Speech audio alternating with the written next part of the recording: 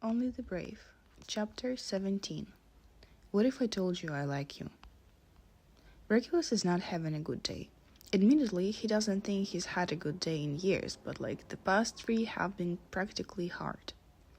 He had more trouble than usual sleeping last night after the incident with the other Slytherins and Lupin. He had to take extra potion for it to take effect. His usual dose didn't work as it should have. Something tells Regulus he should perhaps look into this, or at least be a little bit concerned, but he doesn't have time or headspace for it. He's busy. He's stressed. He's nervous. The note James sent him is in his pocket, where it's been since Monday morning. Regulus has read it approximately 1,000,000 times. It's pathetic, he knows. Leave him the fuck alone, thank you. It's now Wednesday, and James still hasn't come looking for him. This either means that he hasn't told Sirius yet, which is unlikely because James is Godric Gryffindor incarnate, so cowardice isn't a thing he's ever experienced. Or it means Regulus was right. Sirius has convinced James to stay away from him, and Regulus is never going to kiss him again. Regulus wants to kill his brother. It isn't new, but the intensity of the feeling has been enhanced. Resigned to another day of misery, Regulus follows Barty and Evan into the Great Hall. Dorcas is already there because she went all the way to the Gryffindor Tower so she could walk with Marlene to breakfast. This Regulus thinks is highly inefficient, but whatever floats Dorcas's boat. He's not going to judge, not when he's got a note with a single sentence that he takes out every chance he gets to obsess over the little G signed at the end of it. Pandora waves at them from where she's sitting next to Dorcas. Barty and Evan sit next to each other, and Regulus takes the space by the girls. As soon as the boys are settled, Dorcas motions for them to lean closer. Regulus hasn't even had time to pour himself coffee. "I think Mulciber, Avery, and the lot are up to something," she whispers. "Why?" Evan asks. Barty is already looking down at the table with narrowed eyes. "They've been acting weird since they got here," Pandora agrees. "Their usual auras are all wrong. Well, more wrong than usual." Regulus would guess this has something to do with them being hexed last night. Who knows how long they were in that corridor before a spell wore off or someone found them. Regulus hopes it was a while. But he doesn't mention it because he doesn't want to explain himself to his friends. Instead, Regulus scowls. "And this is our problem how?" "It isn't," Dorcas says. "Not yet anyway. But be alert." They are interrupted by the arrival of the morning mail. Regulus leans back, away from split hot beverages and juice, which are always a consequence of the owl's bad aim. He's not expecting anything, so he takes the opportunity to finally pour himself a large cup of coffee, black like his soul, and then look over at the Gryffindor table. And he promptly chokes on his coffee because his brother is looking right at him. He knows. Regulus coughs a couple of times, sets the cup down. He stills himself, then looks up again and meets Sirius's eyes. He's angry. Oh, he's fucking furious. Sirius is grinding his teeth, and there is that little muscle under his left eye that jumps when he's very mad. They used to make fun of it together in Grimmauld Place before Sirius ran away. What a way to rescue a rapidly declining morning. Sirius absolutely seething with rage has made Regulus's day. Honestly, Regulus almost smiles, because it's so satisfying. And Regulus knows Sirius well enough to discern that this isn't about last night with Lupin. He thinks, it could be really, but that Regulus would side with the Slytherins is what his brother expects of him, isn't he? He'd never go out of his way to glare daggers at him over something so mundane. No, this is about James. It has to be about James. He must have told him, and Sirius is losing it. The best part? He can't do anything about it because he'd never out his best friend to the entire school. Salazar Slytherin on a broom. This is too good. It never occurred to Regulus that his crush on James could have a positive side effect, but now that he's staring right at it, he's smug. James told Sirius he kissed Regulus, and Sirius is fuming. It's childish and petty, but Regulus almost wants to walk over to their table and gloat. If it wasn't so dangerous, if it didn't mean throwing away all the work he's done on his revenge, Regulus would walk up to the Gryffindors and kiss James on the mouth right now just to watch Sirius go berserk. Sirius thought he'd get to keep James for himself forever, and Regulus has done and taken a part of him away, a part that Sirius won't ever get to touch. It's so gratifying to see Sirius quietly seething, stabbing his axe with such force Merlin reaches out and holds his wrist, presumably asking him if he's okay. Sirius nods aggressively and Merlin lets it go, but Regulus saw the whole thing and he's thriving. This is fucking brilliant. His brother is most likely not just angry at him for corrupting James. He's probably also disgusted at Regulus, but that's secondary. Sirius has been disgusted by Regulus for years, so what's one more reason? Doesn't matter. Doesn't make a difference. Regulus will bask in his brother's silent rage and enjoy it. He skips right over Lupin, who looks like shit, by the way, even worse than he did last night after the whole ordeal, and finds James. He's chatting to Evans and MacDonald, a half-eaten toast dangling from his fingers. He's so animated, talking passionately about Salazar knows what. He waves his free hand around to emphasize his points, which only makes him look that much more attractive. Regulus almost shivers, because he remembers what those hands feel like cradling his face or tangled in his hair. "Holy shit," Evan whispers, and Regulus has to look away from James to scoff at his friend. Barty is reading the Daily Prophet Evan is holding over his shoulder, face a mask of surprise. "That's sick." "What?" Regulus asks, curious. His friends are hard to rattle. Evan hands him the newspaper wordlessly, and Regulus is met with a gruesome photograph of a crime scene. A man was run over by a train coming out of the Liverpool station. The headline reads, "It is believed he was impervious to walk onto the tracks just as a high-speed train was approaching. A strange, never-before-pictured mark was floating over the station all morning, a green skull with the snake darting out of the mouth." Regulus knew it was coming, but it still hits him like a sledgehammer. This is the mark he's chosen then. The one he's been told will be offered to him soon. The one he'll take because he made his choice a long time ago. In all honesty, the thing is tacky, but then again, Regulus cannot expect someone who calls himself Voldemort to have good taste, can he? "That's it," Evan says, as Regulus hands the newspaper to Dorcas so she can read it. "The Dark Lord mark." "What do you know about it?" Regulus asks. Evan glances around, leans closer. "My dad has it. I've only seen it once, because they keep it covered most of the time. It's a rule he has, the Dark Lord, so if someone bails, they can't give out too many names." Barty nods. "Smart, I guess." "Not everyone gets the mark either," Evan adds, pleased to have everyone's attention, even if the topic is a little grim. Apparently, now that his numbers have grown, the Dark Lord wants only his most trusted people to have it. It's a way to show loyalty and willingness to do whatever it takes. It's an honor to be offered the mark. Regulus swallows, but Evan doesn't notice. Barty shrugs. "Does it look like that on the arm? It's fucking ugly." Evan laughs, looks fondly at his boyfriend. A bit different, but same idea. The three of them exchange a glance. It's not surprising that Evan's father has the mark. He's been aligned with and supportive of Voldemort since Evan was little. The Rosiers pride themselves in being one of the first families to join the Dark Lord. Regulus feels cold dread drip in his stomach. He's ready for it, but seeing it for the first time is still a shock. It's only one thing to join the ranks when it feels reversible. Having the thing branded on your skin? Big step. Regulus reminds himself that he is not likely to live long enough to regret anything, so he might as well. But Evan, he wonders if he's going to follow his father's steps. Regulus fiercely hopes he doesn't.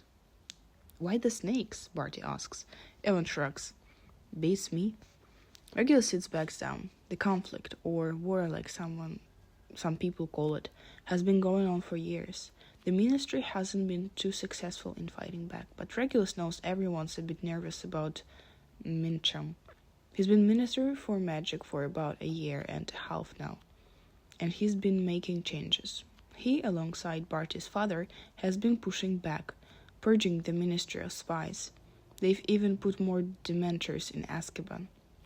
But it's always been in the shadows.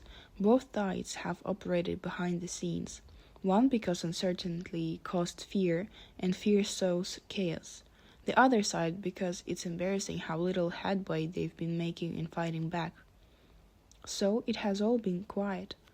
The disappearances, unexplained death, random muggle murders, everything has been hushed and under wraps. There have been rumors, half-baked descriptions of a mark hovering over crime scenes sometimes, but the papers have been banned from picturing it. Regulus isn't sure why, because he thinks it's always better to know. Still, what they are choosing to share what it looks like now is unsettling. Regulus doesn't know what it means that it's out now. Not everyone knows what to look out for. This is fucked up, Dorcas says, throwing the newspaper on the table.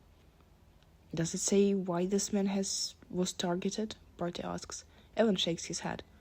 No, strangest thing. He's not a muggle-born. Must have pissed off someone powerful. Dorcas coughs. You sound like you think it's reasonable to kill someone if they piss you off. Depends, Evan says. Sometimes it is. Dorcas looks away, a muscle ticking on her jaw. She picks up her juice, but her hand is unsteady. Regulus wishes the word was as simple as Dorcas wants it to be, but it's not. He too will kill people when the time comes, and he won't hesitate. This makes him look towards the professor's table for some reason. Dumbledore isn't here. Not too old for breakfast, but enough that Regulus notices. He wouldn't be surprised if he was involved in the war efforts. Everyone knows he's powerful enough for Voldemort to be nervous about him. Pandora, the last one to read the news, put the paper down but doesn't say anything. She's pale and quiet, staring at the mark on the picture like it might leap out and bite her. And then, to Regulus's dismay, she turns her head and looks over Gryffindor table, at the space where James and his friends are. Regulus' heart drops. Has Pandora had another dream? What about? Why? Regulus's brow is furrowed because he's realizing that when the time comes, it will come for everyone and not just Regulus. Regulus has plans for revenge, a list of names and people he'll bring a reckoning to, and it all be against the backdrop of war because that's what it must be. But for the first time, it's truly catching up to Regulus that everyone else living Hogwarts will also be walking into a world that has become dangerous to even just exist in. And Regulus decides right there, at the breakfast table of Hogwarts in front of half-eaten food and his daily black coffee, that James cannot be involved in the war. He won't be.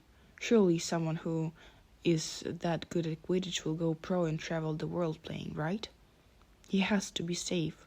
Regulus hadn't thought about it until now, but it's an imperative. James, safe. Regulus now knows what he tastes like, and that knowledge means he has to make some adjustments. James has to be safe. He has to. But how is Regulus going to manage that? James is a dreamer. He's a Gryffindor through and through. If there is a person with a profile to be at the front lines fighting for what they think is right, it's James. Regulus is going to be sick all over the breakfast table. Pandora is still staring at the photograph of the mark, and Regulus wants nothing more than to interrogate her about it. But that's for later. If Pandora has had a dream about James, Regulus has to know, but he won't ask in public. Across the hall on the Gryffindor table, James is reading the newspaper now, Sirius leaning over one of his shoulders and leaning over the table. The three of them look distraught, but James looks like he's about to burst into tears. It's a sight that displeases Regulus because James is usually so happy. He's a person that smiles, warm and bright, a presence that lights up a room. Basically, James is a polar opposite of Regulus, except right now there is a deep frown and sadness clinging to James's features that dims his light, and that just won't do. Regulus looks away because he's going to do something stupid if he doesn't. He pushes the plate with his breakfast aside, no longer hungry. Out of the corner of his eye, Regulus catches James leaving the hall in a rush, alone. There is no thought processes involved in the decision to get up. Regulus simply does. He stands and goes after James, throwing a quick "see you in class" to his friends. Then he's out of the door too. Regulus is too slow. so he can't tell in which direction James went. He's about to give up when he hears it, a muffled sound, a thwack, like something fell or someone got hit. Regulus follows the sound down a side corridor and finds a door to a storage room. He lets himself inside, shutting it close behind him and casting a silencing spell immediately, just in case. James is curled over himself, and it's clear to Regulus that he hasn't heard him come in. His shoulders are shaken and he's muttering into the space between his knees but it's strangled and completely unintelligible. The air in the room is heavy, sad, and means that Regulus doesn't walk further in, but rather stays close to the door. He doesn't know if James wants him here. Regulus wouldn't if roles were reversed. He has days when he doesn't want anyone near him. They don't happen too often, but they happen, and Regulus has learned how to deal with them. Potter? James looks up, and when he sees Regulus, he immediately straightens, schooling his face into a small smile. He runs a hand through his hair. Regulus notices he keeps the other behind his back. Regulus? What are you doing here? James asks, but it's not aggressive. It's curious, like James can't think of a reason why Regulus would come after him. You're upset, Regulus points out. Why? James shrugs. That's a truly piss-poor attempt at appearing nonchalant. It's just not one of James's strong suits. He's too transparent, at least for someone observant like Regulus. Add to it the fact that Regulus has been crushing on this guy for years, and thus watching him exist, and well, suffice it to say that Regulus knows how to read James. It's fine, I was just being silly, James says. Regulus glances around. The room is small and cluttered. It has old desks piled up against the wall, broken chairs too, a few boxes covered in dust. Regulus's eyes snack on a chalkboard hanging from the wall, on this first fist-sized indent on it. Tell me, Regulus insists. For a moment James looks like he won't, like he's going to keep up this charade of pretending he's being silly or whatever, but then he blinks and looks at Regulus, and James crumbles, like a freaking pastry. He falls apart so quickly Regulus doesn't even have time to brace himself. It's my fault, James whispers, then his eyes get red again. Salazar, have mercy, James is crying. Regulus should have thought this through. He's not equipped to deal with tears. Never has been. It's just, what is he supposed to do now? Regulus is glad he stayed near the door, because at least he's got an excuse for why he's not touching James in a comforting way. Not that Regulus would know what it looks like. Frustratingly, Regulus kind of would like to know, because he'd very much like to touch James, but not in the way one needs when crying, Regulus thinks. He can't just... Salazar Slytherin, have mercy on him. This is so awkward. He swallows, and then tries to get a bit more information so he can understand what the hell is going on. What is? The man, James says, fighting for composure, but losing his battle, because there are tears on his cheeks. Thankfully, he's not sobbing, just quietly crying. Regulus would have no choice but to flee if James started to actively weep. The noises are where he draws the line. The man in Liverpool. It's my fault. And this? Oh, fuck this shit, honestly. Just absolutely fucking not. No, Regulus is uncomfortable with tears, but he's more uncomfortable by the idea that James thinks he's responsible for that atrocity. Regulus is discovering that he positively hates it when James is distraught. He might not know how to offer comfort, but he knows facts. Did you cast the Imperious Curse? James stops his moping to look at Regulus like he's grown a second head. Of course not, James exclaimed, sounding indignant. Ah, much better. Indignant Regulus can work with. Much better than crying. Well then, not your fault. James looks down, then back up at Regulus, and the expression on his face is so raw and heartbroken it makes Regulus want to hug him, which is frankly terrifying. Regulus hasn't had the impulse to just genuinely hug anyone in years. He was going to do something bad, and I stopped him, James says, and now they've killed him. Because of it. It's my fault he's dead. Regulus registered that there is something here he doesn't like, something he should unravel and examine and put a stop to, possibly. But he can't fully process it because James starts crying again. Regulus won't have it. He just won't.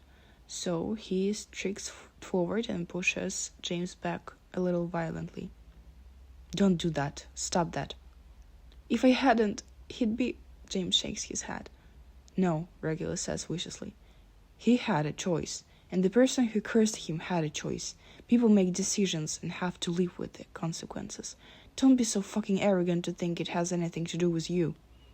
James blinks, takes a shuddering breath. But if I hadn't stopped him, he wouldn't have been killed today. And if his mother hadn't fucked his father a few decades back, he wouldn't have been killed today either, Regulus retorts. That line of thinking is idiotic. Honestly, James, you can do better. James stares at him for a bit and then laughs. He laughs and Regulus can't help the smile on his own face. It takes a moment, but James does calm down. When he does, he turns and nods. Thank you. Regulus shrugs, then lifts his chin towards James's body. Show me your hand. James winces, but surprisingly doesn't argue. It's almost as though he's decided to let Regulus run his scenario, possibly because James doesn't seem to be fully in his right mind at the moment. So he shows Regulus, and Regulus wants to smack James over the head for his stupidity. Merlin's balls. What the fuck is wrong with you? Regulus closes the space between them and takes James's hand in his. It's bruised and swollen, knuckles split open and bleeding. Regulus wouldn't be surprised if he'd broken a couple of bones. I wasn't thinking, James says bashfully. It's fine, Poppy will fix it. Poppy? No, he must ensure that James's hand is properly healed. Poppy means well, but she's always too busy. Regulus won't risk her not giving his hand the attention and care it deserves. No. Am I meant to heal the mug away as punishment or something? James asks dubiously.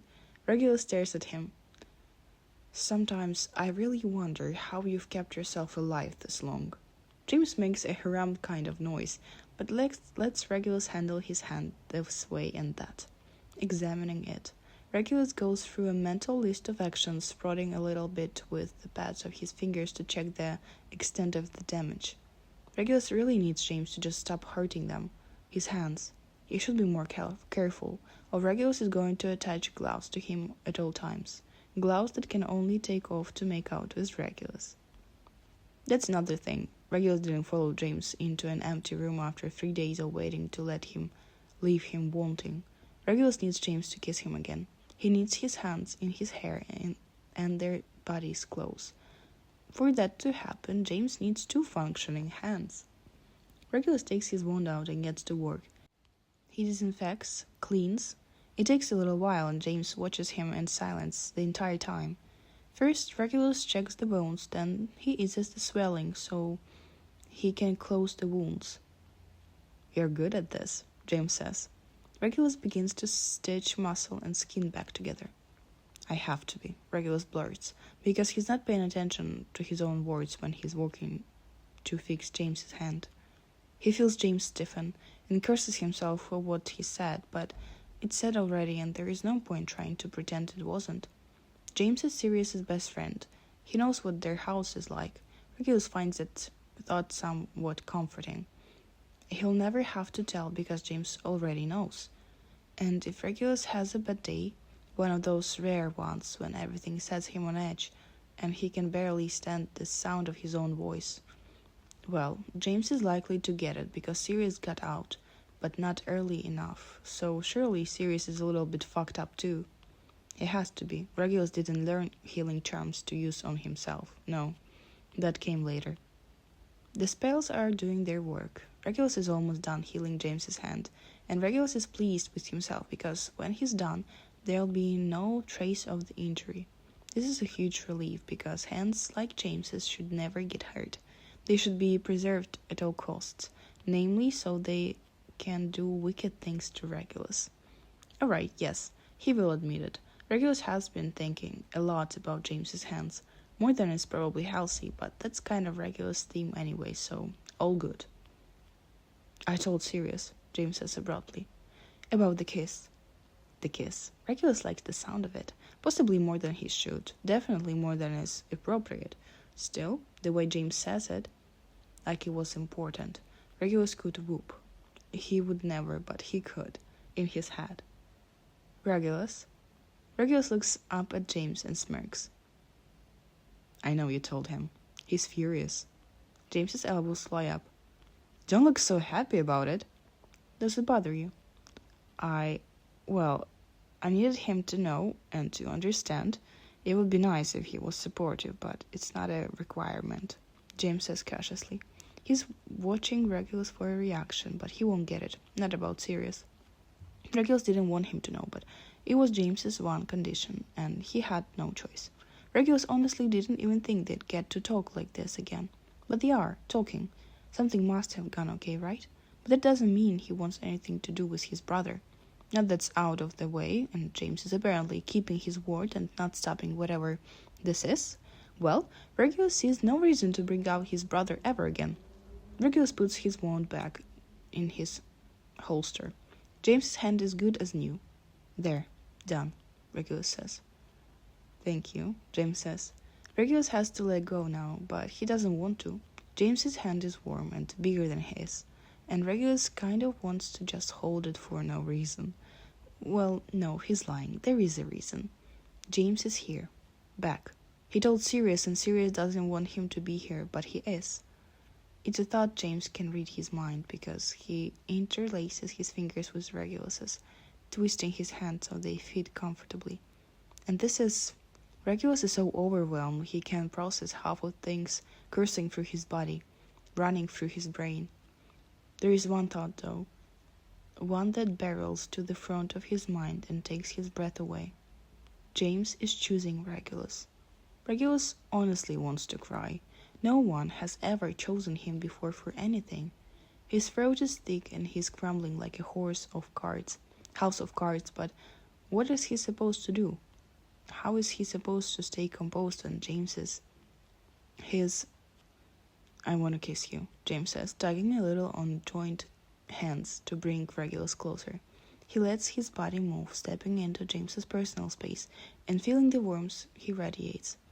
Can I kiss you?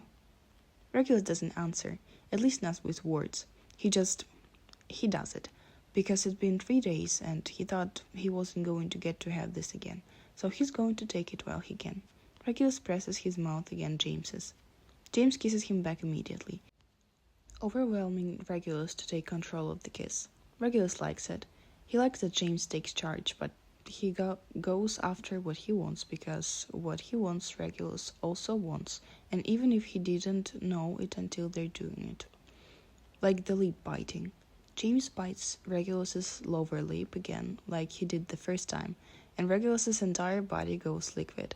He feels like he'll explode into flames, and Salazar help him. Regulus isn't even a little bit afraid of burning.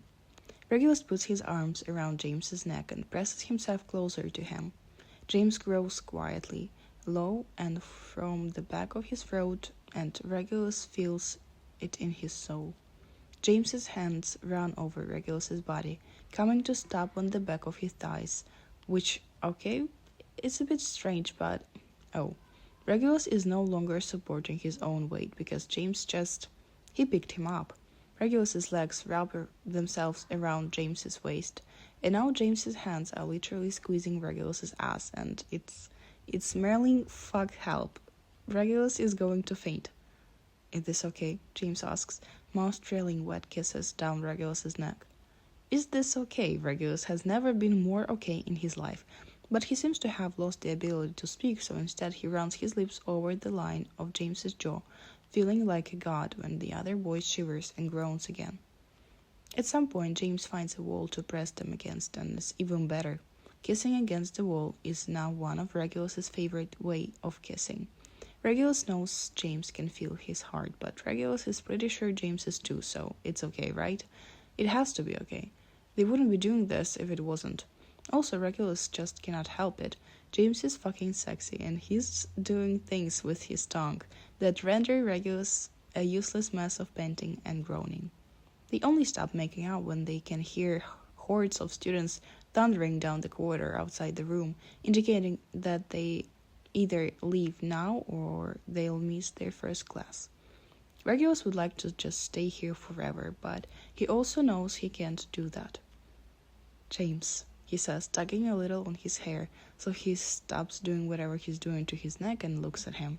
James likes his hair pulled, apparently, because he makes another one of those sinful sounds and rewards Regulus with a little nip of a particularly sensitive spot that scrambles all his thoughts.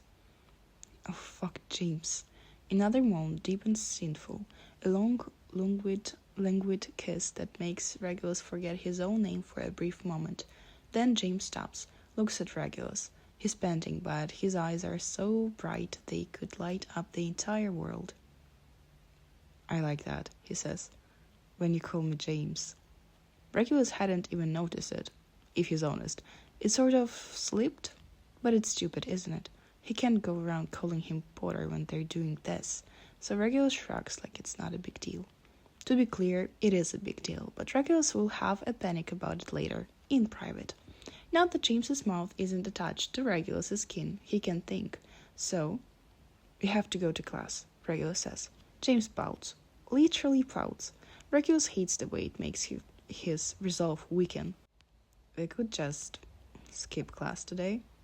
Regulus is tempted. He's so fucking tempted, but he can't. Someone would notice, and that cannot happen. Regulus's very life depends on it. "No, we can't. No one can find out," Regulus tells him. He's trying to be serious about it, which is somewhat less effective than he's still clinging to James, legs wrapped around his waist and all. "You can't tell anyone, do you understand?" To his immense relief, James's expression sobers. "I do. I won't tell anyone. I never put you at risk, Reg." What is Regulus supposed to do with that other than kiss James again? He knows he catches him by surprise because of the little breath that escapes him, but James has chaser reflexes for a reason and recovers swiftly, and then they're kissing again, urgently, and Regulus wonders if maybe yes, they should just skip class today. It's James who breaks the kiss this time. "Fuck. Don't do that again, or I will not let you leave this room." Regulus lets his head fall back against the wall, trying to catch a breath. If James is trying to put him off, he's doing a terrible good job at it. They stay there like that for a long moment, breathing and processing that this is something they do know. Regulus still feels like he's half dreaming and he's going to wake up any second to find it all was a fantasy. But it can be, because his fantasies have never come close to this, never been half as good. Regulus looks down at James, who's looking up at him through his lashes. Fuck, Regulus is down so bad for this idiot. "I'm going to put you down now," James tells him. "Okay?" He nods, and then Regulus's feet are on solid ground, and it won't do. He hates it. If Regulus could have his way, he'd have James carry him around at all times. Except, well, right, Regulus says, straightening his tie, which became loose at some point. James smiles, steps back to give him some space. "So," James says, pauses. He rubs the back of his neck, which Regulus has noticed he does when he's nervous.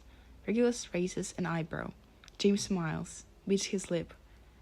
We're going to do this, again. You want that?" Regulus blinks confused. He stares at James, not knowing what to say. It strikes him that he has zero experience with this, people and kissing and whatever happens in between those things. It's called hooking up, he knows. Sometimes it develops into relationships, whatever. He's never done it before, but James doesn't know that. James can't know that. It's embarrassing, and Regulus wants James to think that he's cool and that he knows what he's doing. He tries to sound casual and he says, "Sure." James beams. Okay, yes, good. He takes a breath. "Listen, I like you. A lot. A lot. So I'd like to keep doing this and also talking. Getting to know you. So I wanted you to know. I like you a lot. I like you. I like you a lot." How can James just say shit like that? Regulus can't breathe in the best way, and he kind of wishes he could tell James that Regulus likes him too, but he can't, doesn't know how. The words just won't come. But it doesn't matter because words are just words and they don't have to be all. Regulus looks at James and remembers that he took his place by Sirius's side and that he made Sirius want to fight badly enough that he got out. Regulus hated him for it. Perhaps he hates him still, a little bit. But it's lost in the haze of everything else, the warmth of James, the way he looks at Regulus, and how he can make him laugh with his earnestness and goofiness, how he just won't give up. James keeps trying at everything, getting Regulus to talk to him, making Regulus smile, solving a Rubik's Cube. James doesn't give up and Regulus is fucking addicted to him. Merlin, help him. Regulus understands in this moment he no longer hates James. He can't. Perhaps he never truly did, and he was just jealous of his brother. Because Sirius always gets everything good. He was first, and life has always reminded Regulus that he's second, in every way possible, except this time. It's Regulus first, isn't it? Because James doesn't like Sirius this way. James likes Regulus. James wants to keep kissing Regulus. It's him. He's the only one who gets the good thing. And Regulus has never had anything that was just his, that was precious like this in his life, so he's going to hold on to it with both hands for as long as he can. Until the time comes for his revenge to happen and he inevitably has to let James go. But that's far away, and right now they're in the room together, alone in the aftermath of their kissing. Regulus won't think of vengeance, not while James is looking at him like this. They stare at each other for a moment. Regulus has to do something. He wants to do something to show James that he can say what he can say.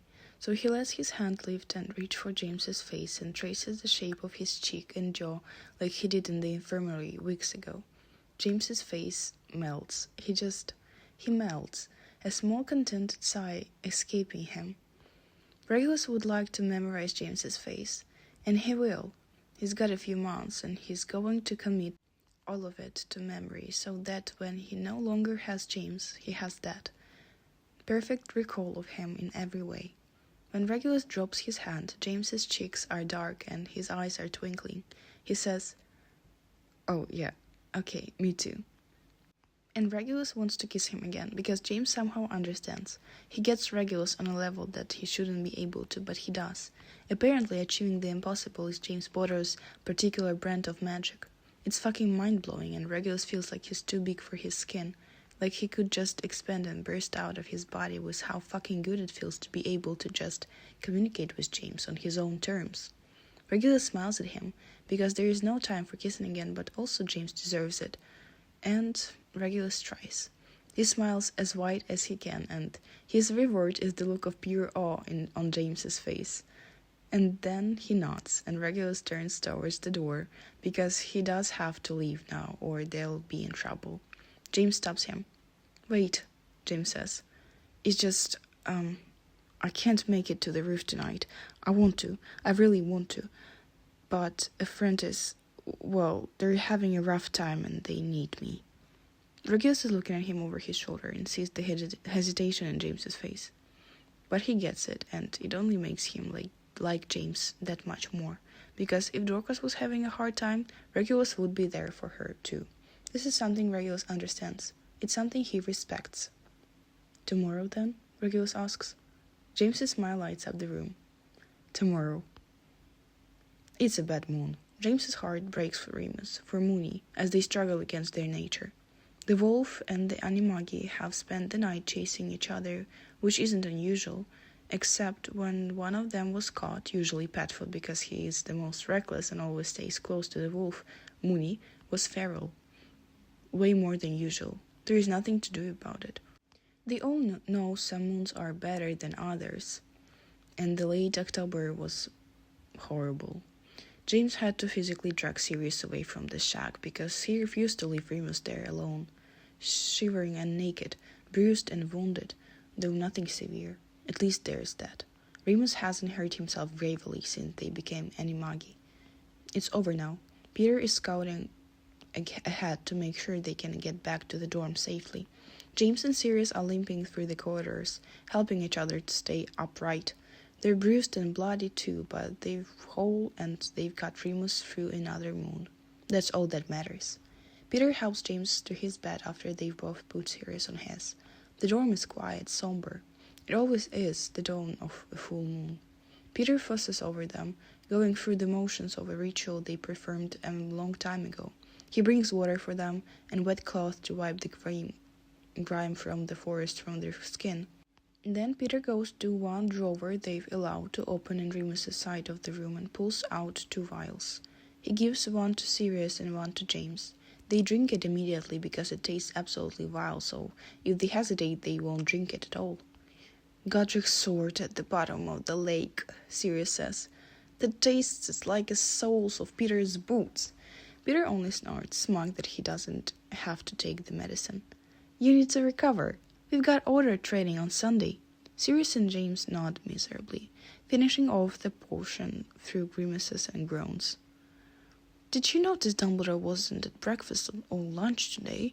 Sirius floats back on his bed. He's probably with Alastor, right? Fighting them off, making them pay.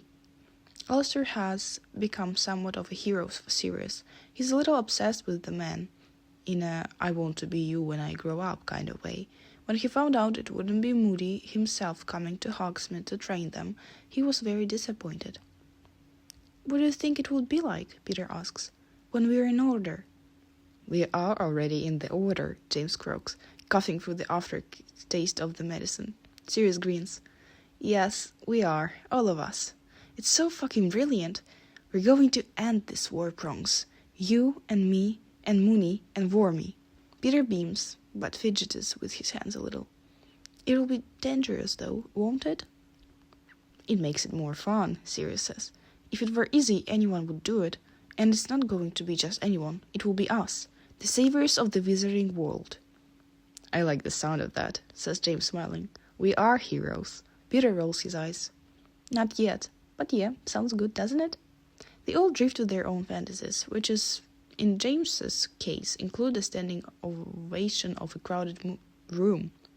His parents are in the front row. On one side of them is Sirius, who has an arm thrown over Remus.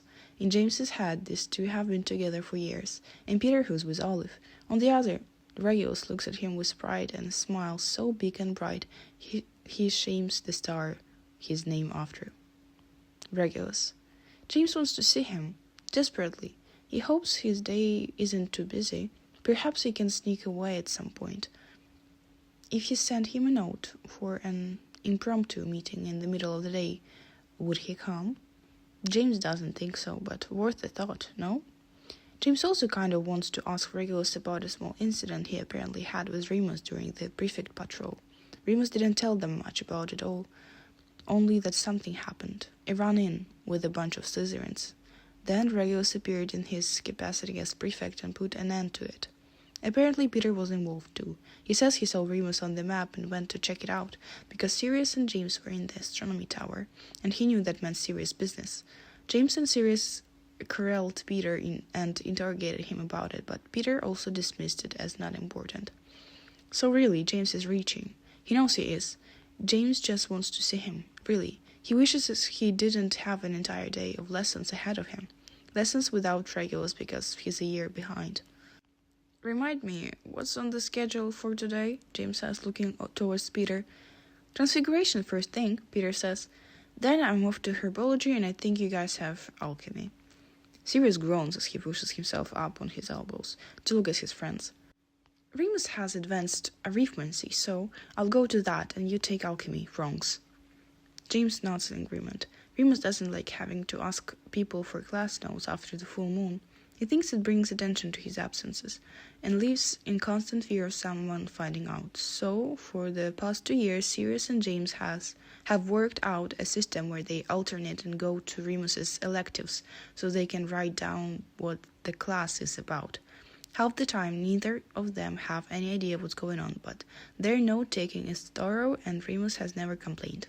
The medicine begins to take effect, and James feels a bit better. It's never perfect, and he'll ache all day, but at least he won't limp. Sirius twists his torso, and his spine makes a cracking noise. Peter is already discarding his clothes so he can be the first one to shower. He never gets hurt because he's so small, so he's always taking the role of caregiver, once the moon is over. James loves him for it. Sirius and James flop back onto their bed when the shower turns on. I need to sleep for a year, Sirius grunts. How do you think Moon is feeling? Like shit, most likely. He goes through the absolute worst, but also Poppy's got him. So James shrugs even though he's lying down and there is no reason point to it. Thank Godric for Poppy, Sirius says with feeling. James agrees. He turns his head to look at his best friend who's already looking at him. His eyebrows furrow like he can read James's mind and knows what he's going to say. James grimaces, then says, I'm seeing him tonight. Just so you know. He doesn't need to tell Sirius who's he talking about. He knows. Sirius rolls his eyes, covers them with an arm dramatically thrown over his head. Godric, have mercy on me. How often is that going to happen now? Pretty often.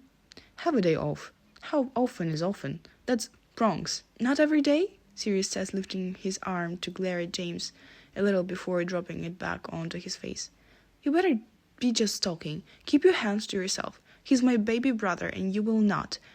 You will not. I forbid it.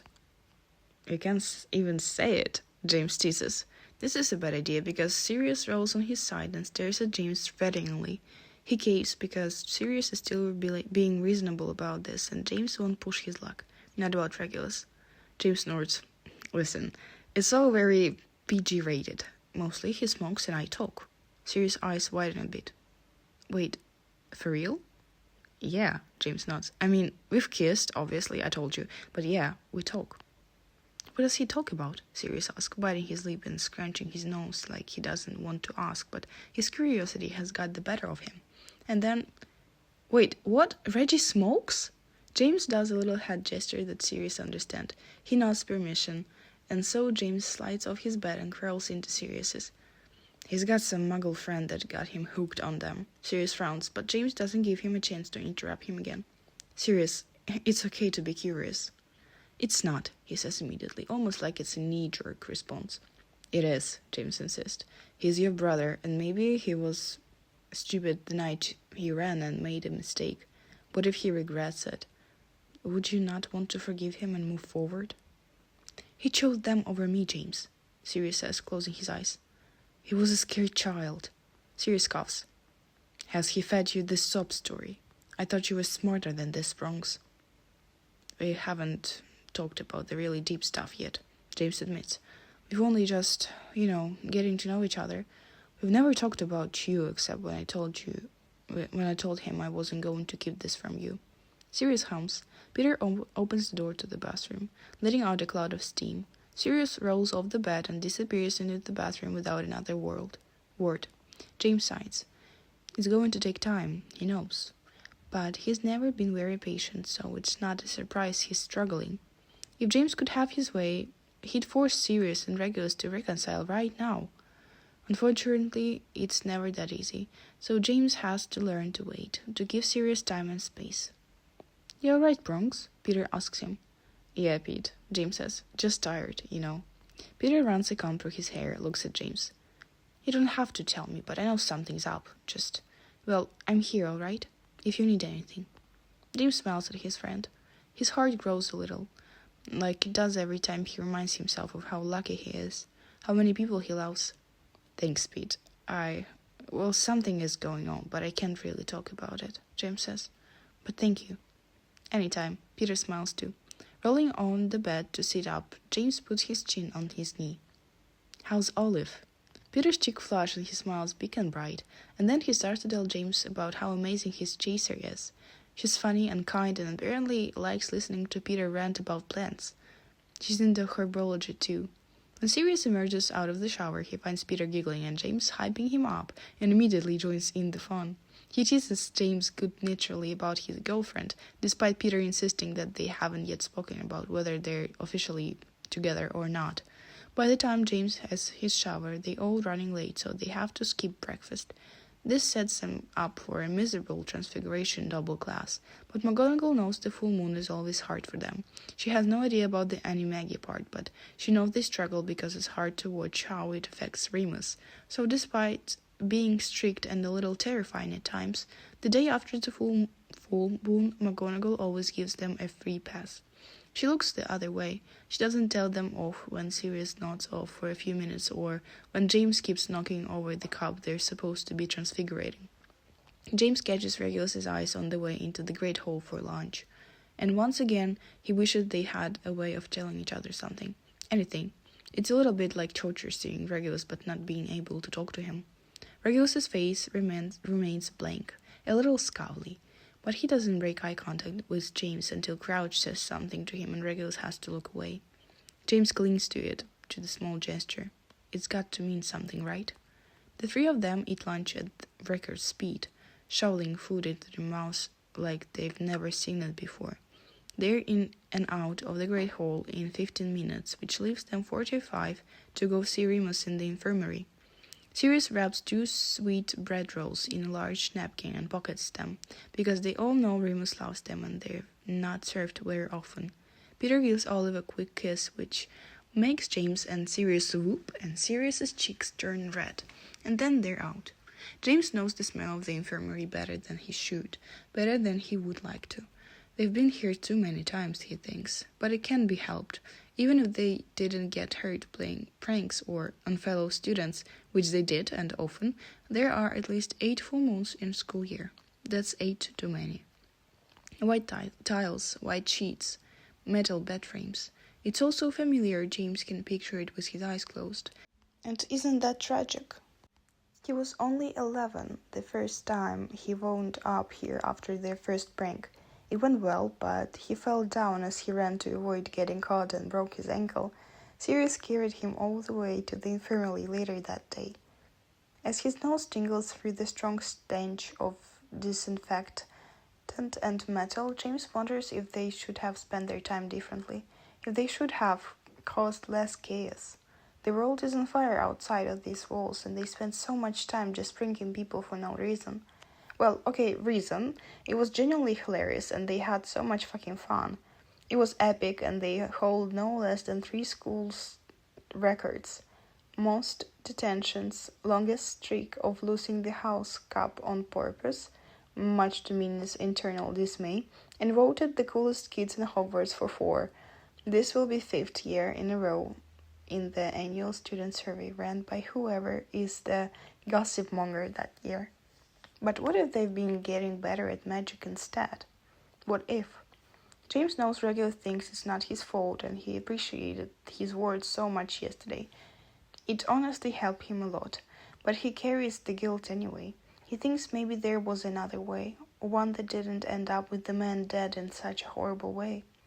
He pushes the thoughts away as soon as they reach their friend's bed. Remus is nestled in a cocoon of blankets, half sitting up with a bunch of pillows behind him. He looks tired and a bit haggard, but on the way up, it's always like this. The morning is the worst, and then he starts to recover until a day and a half or so later he's mostly fine. Until the next moon, over and over again. "Hey, Moony," Sirius says softly, sitting on the edge of the bed. "How are you feeling?" "Hey, Pads," Remus says. He sounds tired, but looks at Sirius with the same mixture of joy, longing, and protectiveness he always does. "I'm alright. We'll be fine tomorrow." Sirius takes the buns out of his pocket and shows them to Remus with a proud smile. "Here, maybe this help?" He sounds so earnest, so eager to help, to make it better for Remus. James feels his heart melt a little. Sirius stares at Remus with a naked expression of pure adoration that makes him look younger, softer. The Sirius he could have been if he'd been born to anyone but Volberga Black. Remus in turn fights to hide his reaction. His jaw tenses and his lips become a thin line for a fraction of a second. His eyes flutter close. Remus signs, then recovers and takes the buns off Sirius. "Thank you, Pads." "Anytime, Moony," Sirius smiles. Remus's jaw unclenches, then clenches again, a small muscle tickling there. It's too much, too soon. Remus is always a bit volatile before and after the moon, and Sirius is affecting him too much right now.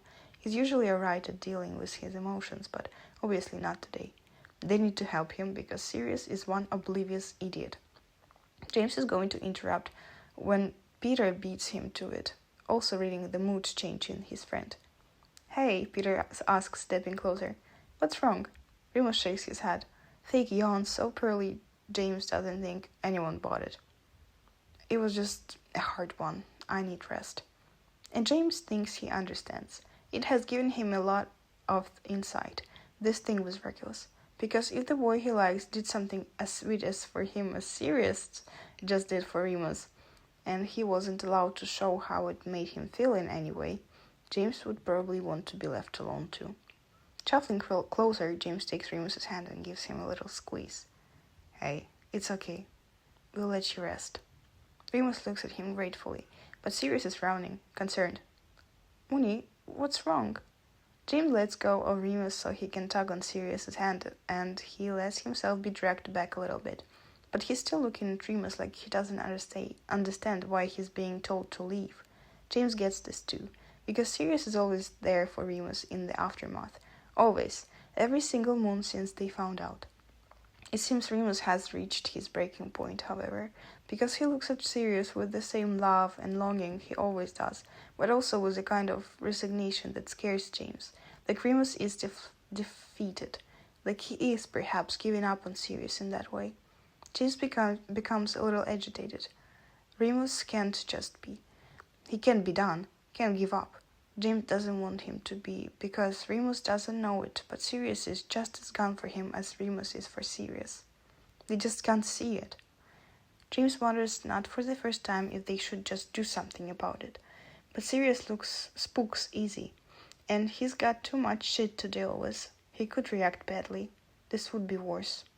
So James holds his tongue, and Remus says, I just need to be alone for a bit, okay? Thanks for these pets. You're the best friend anyone could wish for. Sirius signs, accepts defeat. He nods.